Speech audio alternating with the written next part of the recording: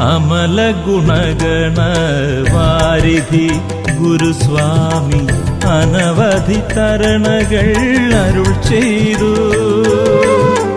അമല ഗുണഗണ വാരിധി ഗുരുസ്വാമി അനവധി തരണകൾ അരുൾ ചെയ്തു. വിദ്യാധനം ഒന്നു മാത്രമേ ശാശ്വതം ജീവിതരക്ഷയായുള്ളൂ.